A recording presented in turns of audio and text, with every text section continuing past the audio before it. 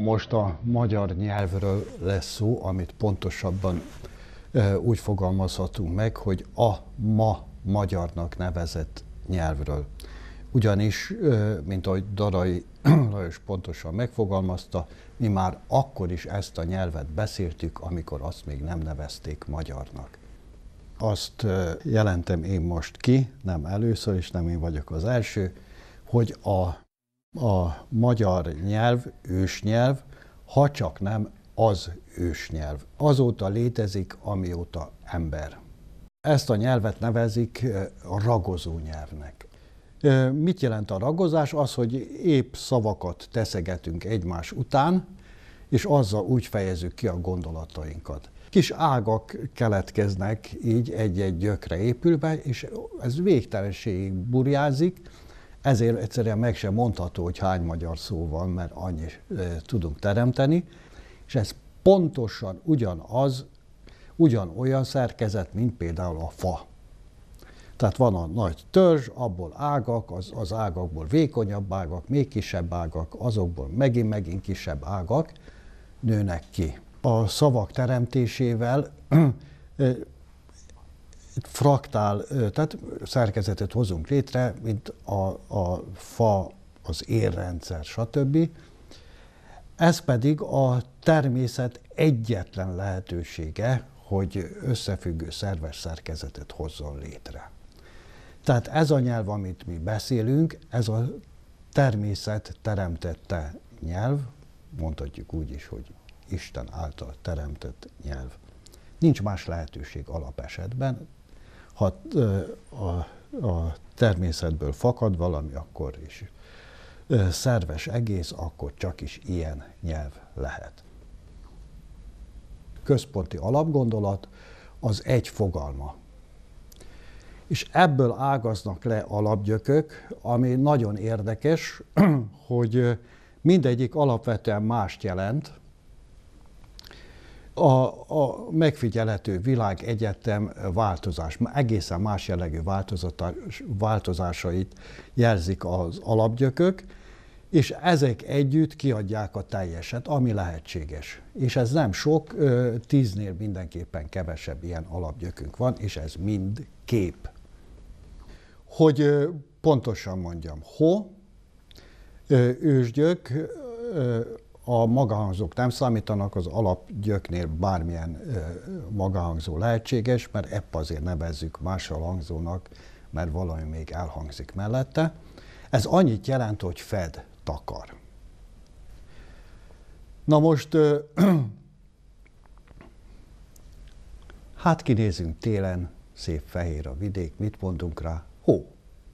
De az nem a kristály, nem tárgyszerű jelentésű, csak annyit jelent, hogy takar. Ha azt mondom, hogy hón, aj, hón, tehát, hogy takarja. Annak a takarásnak az aj, az a hón, aj. Avagy azt mondom, hogy hooz. Mint például kanal az fel ez, tehát azt mondom, hooz, összevontan hoz, bármelyik magahangzó lehet, hát megkaptuk a ház szót. Mit jelent ez? A ház szó véd, fed, takar. Például a hám. Ugyanígy a haza, hát azért hangzik ugyanaz a szó tulajdonképpen, a ház meg a haza is, hogy fed, takar. És a hón meg a hónaj, hát ez persze. Ugyanígy mit tudom én, a hón vagy huny. Amikor behunyom a szemem, akkor óvon védem, fedem, takarom. Innen van a kunyhótól kezdve, ez a rengeteg szó erre épül. Tehát ez így működik. Van egy alapgondolat, egy képet tessék elképzelni a hó esetében, hogy fed, takar. Ezek az alapgyökök, például az a moz, mozog, abból van moga, munka, stb. Vagy a tá, kismama, és azt mondja a gyerekének, mikor elindulnak, hogy megyünk tá, tehát hogy elfele ebből szintén egy kis szótárnyi szavunk van, és mindig azt jelenti, hogy például tanya, szétterülő, távoli, stb. A tenyér, nem sorolom. Megfelelően kiválasztva az alapgyököt, a világegyetemben bármi meghatározható. Azt már világosan látjuk, hogy ez a nyelv a Kárpát-medence ősnyelve, és legalábbis a nyelvünket tekintve, ezt Magyar Adorján már kimondta a 30-as években, hogy nem jöttünk mi sehonnan sem. Az alaplakosság sem jött sehonnan sem, itt volt. Különösképp például a csángók, akikre a genetikusok csak azt tudják mondani, hogy a csángókról nem mutatható ki, hogy jöttek volna valahonnan.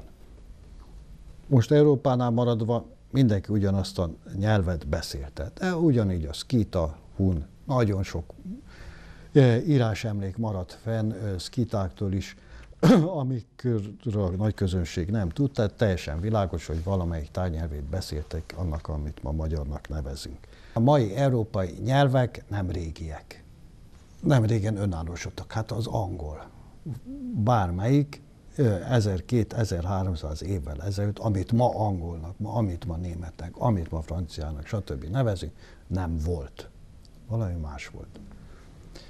Na most ennek a lényege az, hogy volt az ősnyelv, és a szellemi, nem mondhatok mást, a szellemi lerombolódással, tehát a világegyetemmel való harmónia megroppanásával különböző ágakra, különböző területeken különbözőképpen kezdtek változni ezek a nyelvek, vagyis nem változni, hanem kezdtek különböző módon összeroskodni.